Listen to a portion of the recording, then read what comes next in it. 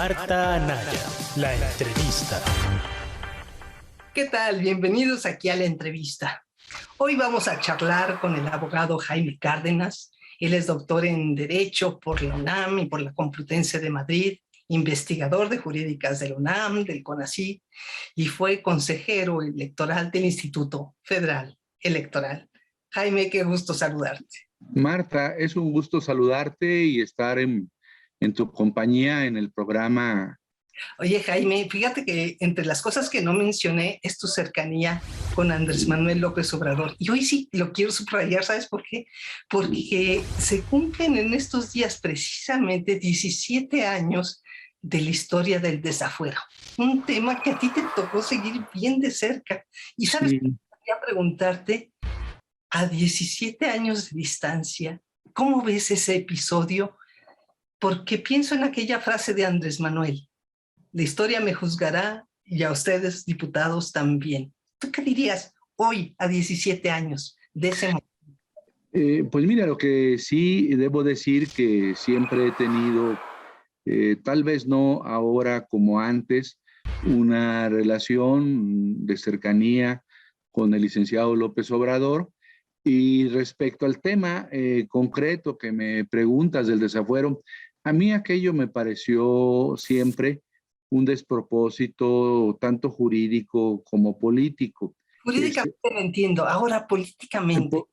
No, yo creo que Andrés Manuel desde hace muchos años, su imagen, su liderazgo político se fue construyendo a lo largo de los años, pero ya para entonces tenía un liderazgo, como lo recordamos, muy importante. Y si vamos un poco más atrás, cuando él polemiza respecto a las elecciones de gobernador a Tabasco, cuando compite con Roberto Madrazo, cuando hace la marcha a la Ciudad de México, pues todos esos hechos nos hablaban de un líder importante que estaba construyendo su imagen, su liderazgo político, primero local y después nacional ¿Y en el país. cambia en algo el desafuero en ese hombre que se venía construyendo? Yo creo que sí, que ese fue un momento muy importante, ¿Qué le cambió? porque, sí, él estuvo a punto de ir a la cárcel, ¿no? Si el Poder Judicial hubiese insistido en detenerlo, ¿no? Después de que la Cámara de Diputados por mayoría declara la procedencia en los términos de la Constitución, del artículo 111, pues imagínate, ¿no? Él estuvo en ese momento a punto de ir a prisión y se dio cuenta, yo creo que también, de que su lucha, pues, era una lucha complicada en donde podía perder la libertad, la vida. Yo creo que ese momento sí fue definitorio en su engrandecimiento como líder político, como líder social en México, sobre todo ante la torpeza. En términos humanos, ¿lo sentiste derrotado en algún momento o se creció? ¿Tú cómo lo viste? Yo vi que se creció, seguramente internamente tenía dudas de lo que podía ocurrir, pues nadie podía saber cuál iba a ser el desenlace una vez autorizado el desafuero. Él no tenía la seguridad de ir o no a la cárcel. Él de hecho manifestaba que quería ir a la cárcel. Tú recordarás que hubo diputados del PAN, diputadas que pagaron la fianza y bueno, para que no fuera a la cárcel, pero él estaba decidido a ir.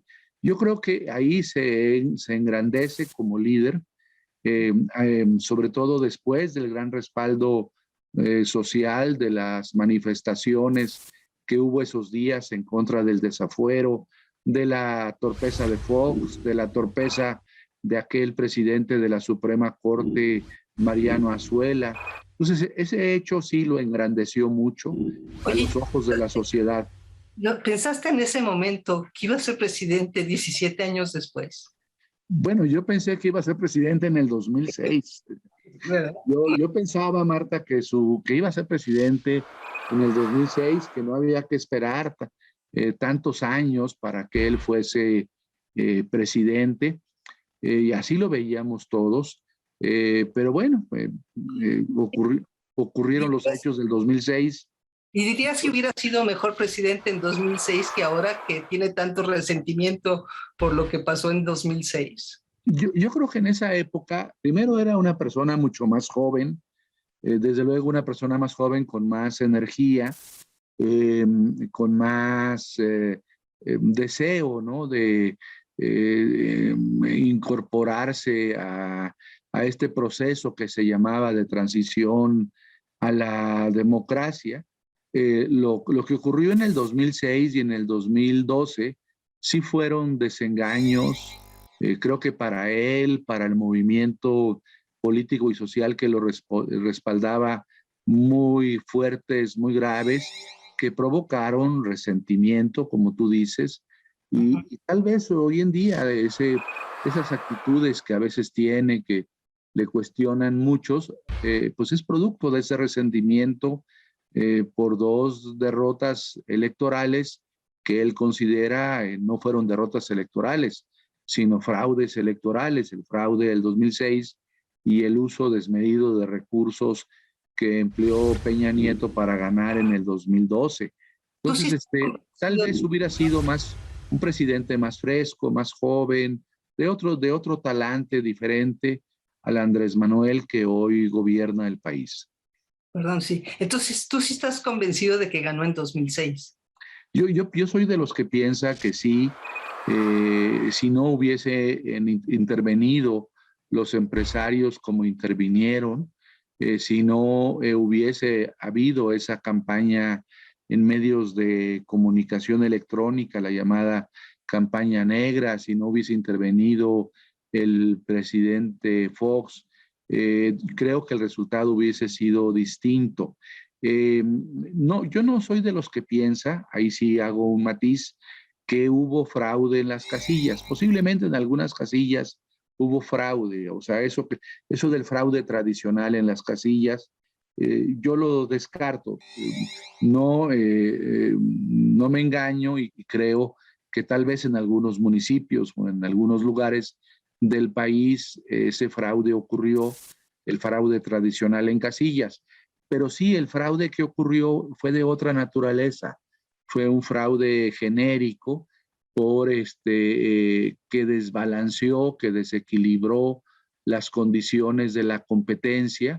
Esa influencia empresarial fue desde luego contraria al principio de equidad electoral, la gran campaña negra en los medios, la compra desmedida de tiempos en radio y televisión que realizaron muchos empresarios, el papel del gobierno, sobre todo de Vicente Fox, todo eso yo creo que sí desequilibró las condiciones de la competencia y las elecciones no fueron totalmente libres ni equitativas como ordena la Constitución. Ya.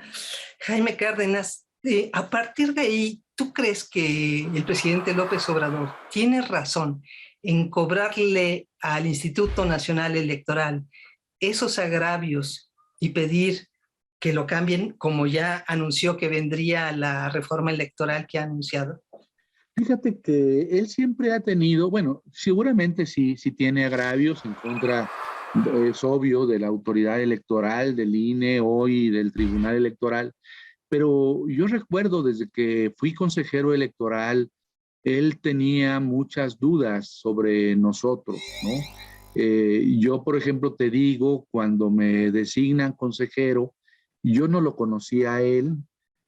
Tuve sí una entrevista con él antes, pero entrevista de 2, 3 minutos, y me dijo, no, usted ha trabajado con priistas, usted es una persona desconfiable, usted seguramente es un mapache. Fue en 1996, ¿verdad? Sí, en 1996. Y yo le digo, oiga, señor López Obrador, pues no está equivocado, yo nunca he sido un mapache. Sí, he trabajado con priistas, con el licenciado Manuel Camacho, con Fernando Ortiz Arana, había trabajado yo con priistas, pero mi trabajo era de escritorio, era pues hacer discursos, hacer análisis legales, era de otro tipo, no era un trabajo de operador político. Entonces le dije, yo soy un hombre serio, me gusta la academia, en fin, no soy lo que usted se imagina. Entonces, cuando termino siendo designado por una serie de carambolas que se dan en esa negociación de 1996, porque Jorge Alcocer no aceptó ser, Jorge Alcocer Villanueva, no aceptó ser consejero electoral porque él quería ser el presidente del IFE, ese espacio se quedó vacante y entonces dijeron, pues, ¿a quién nombramos, no? Y el PRI, pues, me puso en la mesa, el PAN no me vetó, yo había hablado con gente del PAN, con el propio Calderón, que era el presidente del PAN, con Juan Antonio García Villa, y el PRD, pues yo creo que tenía dudas. Andrés Manuel estaba en esa negociación y dijo, bueno, si ustedes creen que es bueno y que no va a ser tan malo, pues adelante. Entonces, después de ese nombramiento, ya estando en funciones de consejero, un día me llama por teléfono y me dice, quiero tomarme un café contigo en un Sambors, y voy al Sambors con él, y me dice, pues yo lo único que te quiero decir es que hagas bien las cosas, porque si haces cosas indebidas, te voy a señalar públicamente, entonces más te vale que actúes conforme a la ley y que no te la des a favor del PRI o de cualquier partido político. Actúa con rectitud y tendrás nuestro respaldo. Si actúas al margen de la ley o en contra de la ley, ladeándote a favor del PRI, tendrás todo nuestro rechazo, ¿no? Entonces eso fue lo que me dijo. Y bueno, ese es el Andrés Manuel que yo conocí. Alguna vez nos invitó a desayunar a varios consejeros en su departamento de Copilco. Me acuerdo todavía, vivía su primera esposa, fallecida, que preparó el desayuno. Y ahí veía muchas cosas de nosotros negativamente. Por ejemplo, no le gustaba lo que ganábamos. Él consideraba que era excesivo nuestro sueldo de consejeros electorales.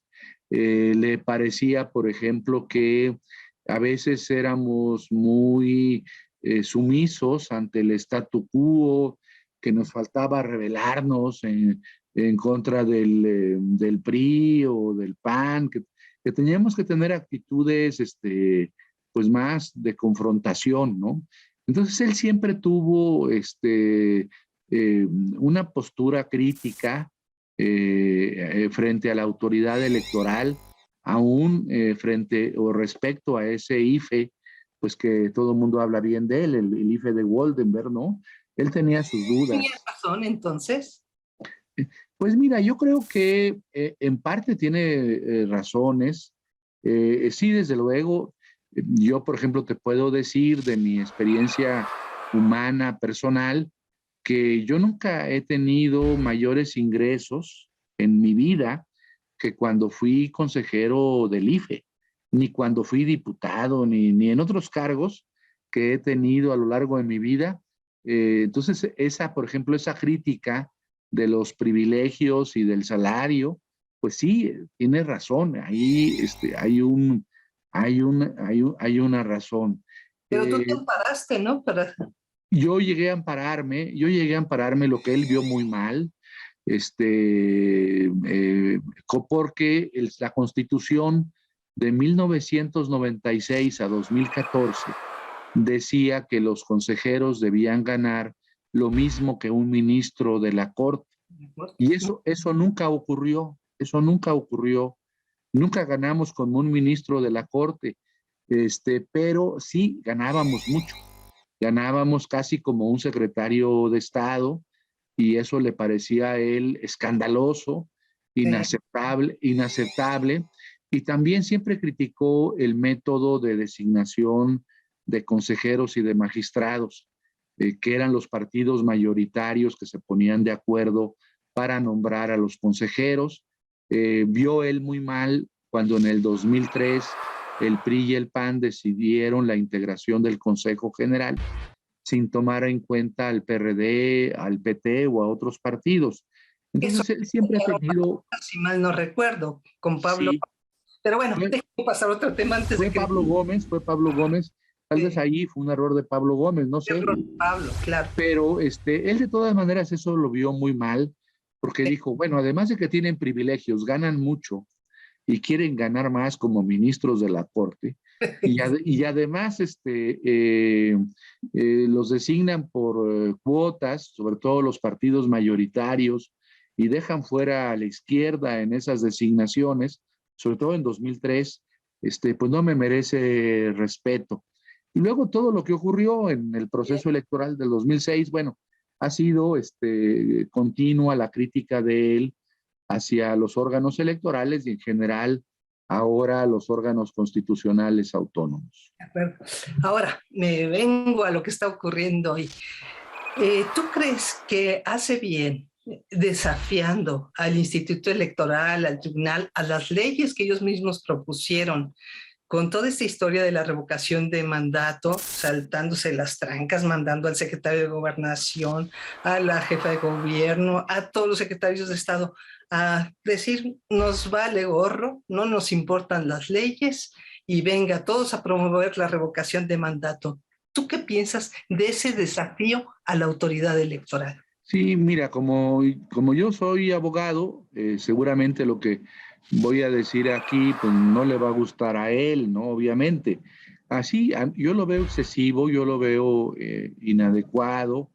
A mí me hubiera gustado una relación mucho más tersa con la autoridad electoral, ¿no? Yo creo que faltó mucho hablar con ellos. Él está muy dolido, muy sentido hasta donde puedo, bueno, no he hablado con él desde que salí del cargo aquel del instituto para devolver al pueblo lo robado, pero por lo que veo en la prensa, él está muy dolido por todo lo que hace el IFE. Por ejemplo, el INE, perdón, por ejemplo, que no haya hecho un esfuerzo mayor para instalar más casillas. Le molesta muchísimo. Dinero, Sí, sinceramente. bueno, sí, es el argumento del dinero, pero él cree que se pudo haber hecho más, que pudieron haber hecho un esfuerzo adicional. ¿Tú no Lo que crees es, bueno, es discutible, ¿no? una celada preparada por Andrés Manuel? La verdad, ¿no lo ves así? Yo no lo veo así, yo no lo veo así. Él sí tiene ganas de desacreditar al órgano electoral, pero no sé, como que en algún momento a veces les da como el beneficio de la duda. Bueno, a ver si se portan ahora bien, ¿no? A ver si ahora ponen más casillas. Si el INE es el que va a encargarse de la difusión, de la revocación, a ver si hace más difusión, a ver si hace más debates sobre la revocación. Entonces, él siente que se desengaña, o sea, cada decisión del INE es para él un desengaño, no, como diciendo, no tienen remedio, siempre van a estar en contra mía, en contra de lo que represento, en contra de mi partido. ¿Crees que tiene razón, que el INE está en contra de él? Mira, yo por ejemplo, bueno, te voy a contar una anécdota personal. Alguna vez, cuando se estaba discutiendo la reforma en 2019, la reforma constitucional para incluir en la Constitución la revocación de mandato, me tocó estar en una mesa redonda en la universidad, en la UNAM, con el consejero Ciro Murayama. Y la actitud del consejero Ciro Murayama, la actitud académica, teórica, era en contra de la revocación de mandato. Entonces, eso que él cree de que hay consejeros, yo nunca se lo he dicho, pero él piensa que hay consejeros como Ciro, como Lorenzo, Córdoba, que no están de acuerdo con ni teóricamente, ni ideológicamente, con la revocación de mandato, que ellos preferirían pues solamente la democracia electoral y todos los mecanismos de democracia directa pues son secundarios para algunos consejeros o consejeras. Entonces, eso yo creo que él lo intuye o lo sabe, y por eso tiene esa actitud de rechazo hacia los consejeros. Entonces, No le puedo dar totalmente la razón al presidente López Obrador, pero sí entiendo su molestia, su enojo, porque dice son consejeros no comprometidos con la democracia directa y no hacen los esfuerzos necesarios para que esta revocación de mandato salga mejor. Entonces, ante esa pérdida de confianza, no es que justifique tampoco la violación a la ley y todo esto que hacen muchos morenistas haciendo campaña, siendo funcionarios públicos a favor de la revocación. Desde luego que eso no está bien, no debería hacerse, pero es como, ¿cómo te diré?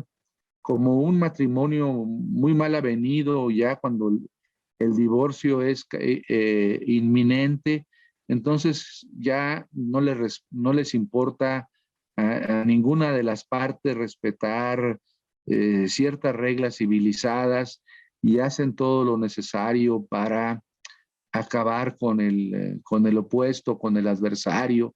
Yo creo que desde el gobierno se ve por lo menos a Ciro Murayama y a Lorenzo Córdoba como adversarios políticos, ¿no? Como la verdadera oposición. Y ya como último, un minuto que nos queda, ¿ves en peligro la revocación que se eche atrás en el tribunal? Yo creo que sí va a haber, yo creo que ese escenario que tú comentas se plantearía en el hipotético caso que participaran los 37 millones de mexicanos en el procedimiento y la revocación de mandato fuese vinculante, el resultado, ¿no? Lo que se ve difícil. Creo que si el resultado no es así, pues no tendría tanto interés el PAN o el PRI o el PRD en impugnar lo que ocurra. Hoy leía en la prensa que son cerca de 170 quejas aproximadamente o procedimientos sancionatorios. Ahí jurídicamente lo que hay que determinar por el tribunal y por el INE es si eso es, hay una palabra que se usa en materia de nulidad electoral que se llama determinancia, que si ese número de quejas y esas violaciones son suficientemente determinantes para invalidar un resultado. Entonces, creo que habría mucha posibilidad de impugnaciones y tal vez hasta el tribunal se animara a invalidar si el resultado fuese vinculante, participaran, que se ve muy, muy difícil, imposible, ¿no? Si no es vinculante, yo no creo que lo hagan. Bueno, no falta, igual si lo hacen, si lo impugnan, pero ahí si lo impugnan, creo que el tribunal no se atrevería a anular, diría que no es determinante ese número de quejas o de denuncias, y aunque hubo muchas violaciones, pues no son suficientes, no son determinantes, y que además el resultado, al no ser vinculante, pues que se anula, ¿no? Ni hablar, Jaime Cárdenas, te agradezco muchísimo y creo que el tema de la reforma electoral lo dejaremos para otra ocasión. ¿Cómo no, Marta? Te agradezco muchísimo tu invitación, tu alegría, tu trabajo, y desde luego estoy a tus órdenes para cualquier otra entrevista. Vale, que estés muy bien. Hasta luego. Hasta luego, adiós. Marta Anaya, la entrevista.